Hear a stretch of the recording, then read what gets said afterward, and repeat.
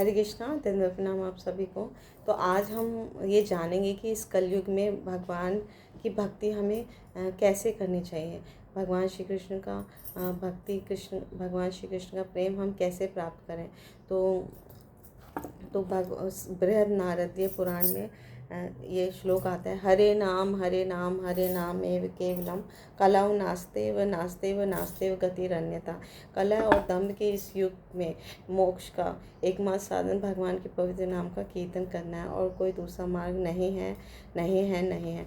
तो इस कली काल में सिर्फ हरि का नाम और हरि का नाम ही हमें लेना चाहिए, और क्योंकि इसके अतिरिक्त कोई और उपाय नहीं है। यही भगवान की दिव्य सेवा है। तो श्री रूप गोस्वामी श्रील भक्त रसामृत सिंधु में बताते हैं कि सेवोन्मुखे ही जिह्वा दो।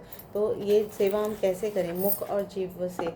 जब सतत हम हरे कृष्णा कृष्णा कृष्णा हरे हरे, हरे राम राम राम हरे हरे, भगवान के पवित्र नामों का रटन पठन करेंगे।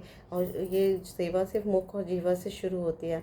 तो इस तरह से हम संकीर्तन यज्ञ से भगवान की सबसे बड़ी सेवा हम कर पाएंगे। तो ये हमारे शास्त्रों में भी कहा गया है। श्रीमद् भगवद गीता का बहुत सुंदर श्लोक है 9.14 का, सततम कीर्तयन्तो माम यतन्तश्च दृढ़व्रता नमस्त्यंश माम भक्त्या नित्य युक्तोपास्ते। महात्मा जन यानी साधु जन मेरी महिमा का नित्य कीर्तन करते हुए दृढ़ संकल्प के साथ प्रयास करते हुए मुझे नमस्कार करते हुए भक्ति भाव से निरंतर मेरी पूजा करते हैं। तो हम जितना सतत भगवान के पवित्र नामों का कीर्तन करेंगे और उनको नमस्कार करेंगे और भक्ति भाव से उनकी सेवा पूजा करेंगे, तो हम भगवान कृष्ण को इस जीवन में, इस कलयुग में बहुत सरलता से पा सकते हैं। तो जब हम 16 माला का, कम से कम हमें 16 माला का जाप करना है अपने माला पे, तो हमें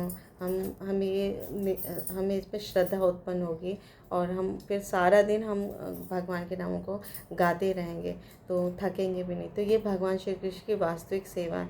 तो इस महामंत्र का हमें उच्चारण करना चाहिए, यही युग धर्म है।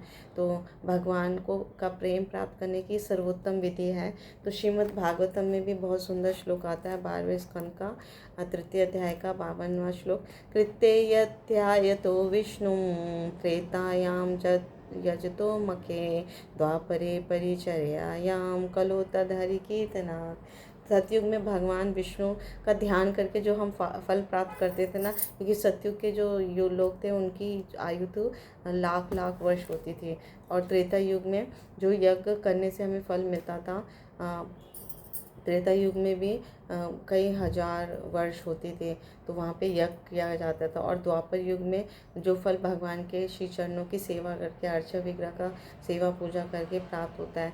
द्वापर युग में भी कई हजार वर्ष लोग जीवित रहते थे, तो वहाँ पे अर्चा विग्रह की सेवा पद्धति थी। लेकिन वही कलयुग में केवल हरे कृष्णा महामंत्र का जप करने से प्राप्त हो जाते हैं। तो इस कलयुग में अगर हमारा जन्म हुआ है तो हम बहुत सौभाग्यशाली हैं। केवल हरे कृष्णा कृष्णा कृष्णा हरे हरे, हरे राम राम राम हरे हरे, ये भगवान के इन 16 नामों का, पवित्र नामों का जाप करके, कीर्तन करके हम इस कलयुग में, इस भवसागर से बहुत सरलता से पार हो जाएंगे। ऐसे हमारे सभी साधु गुरु शास्त्र हमें बताते हैं। तो इसलिए हमें अपना मनुष्य जीवन सफल बनाने के लिए सतत कीर्तन करना चाहिए, सदैव हरे कृष्णा महामंत्र का जाप करना चाहिए और श्रद्धा उत्पन्न करनी चाहिए। तो हम इस मनुष्य जीवन को सफल बना पाएंगे। Thank you so much. Hare Krishna. गुरु महाराज की जय, शिव बाबा की जय, आप सब भक्तवृंद की जय।